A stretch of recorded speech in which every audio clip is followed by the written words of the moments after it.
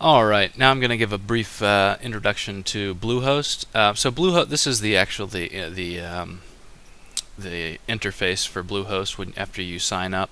So Bluehost is one of kind of the bigger web hosting companies out there. In my opinion, it might be one of the most well-known names. It's the company called EIG's, who owns a bunch of other hosting companies. It's kind of their flagship brand or hosting product. So a few things to note about it is that it's actually the exact same as HostMonster. Just in case you don't believe me, here's the HostMonster interface. So I'll go to the home, and it's literally the same thing. It's just a slightly different shade color.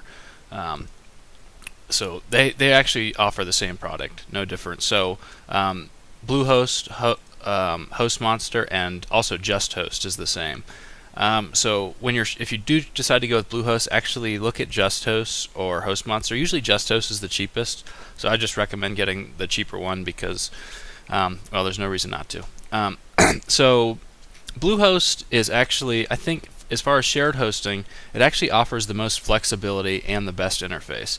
It actually does everything really well. I started out, when I started web development 6 years ago now, I actually started out using Bluehost. Actually, I didn't use Bluehost. I used HostMonster.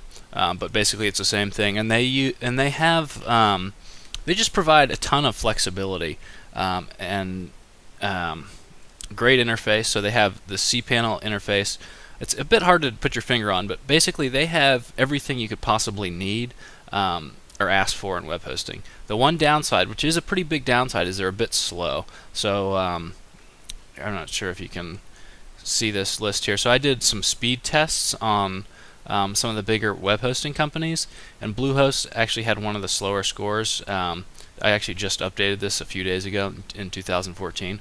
But so their average load time for their websites was 1.27 seconds, and that's I tested over 300 sites. So that's pretty accurate. A somewhat interesting thing is you can see if you're on the West Coast, this is the blue. This is actually from the West Coast. It's a bit faster than the East Coast, which is the orange. I think that's right. Yeah.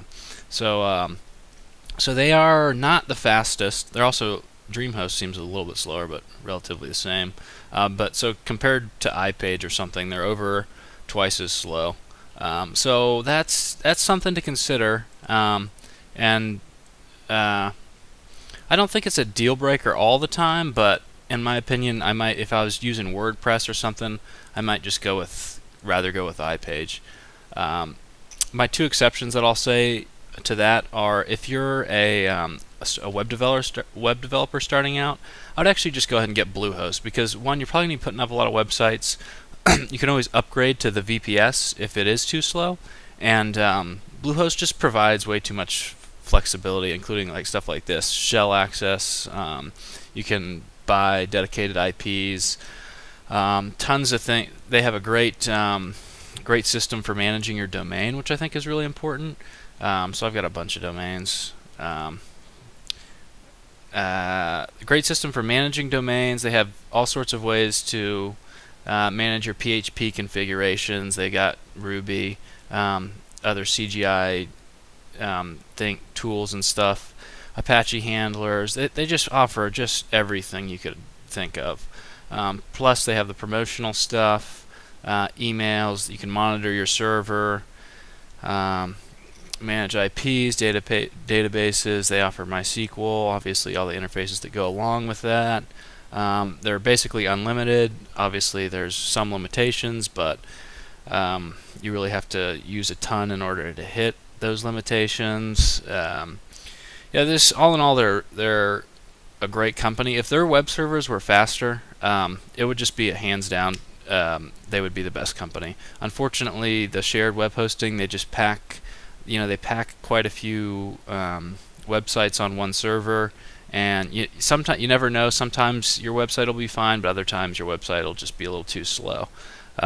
So I would recommend them for people who are, if you're just building, again, for web developers starting out, and if you're just building like a website that's not on a CMS, I actually think the speed is not going to be an issue. The problem with loading speed is when you have a CMS like WordPress or Joomla, there's a lot of overhead that goes into loading that entire framework. So the servers are actually just a bit too slow. If it's just like a pure HTML page, Bluehost is going to be fine. And generally, JustHost is pretty cheap. So that's Bluehost in a nutshell. Thanks.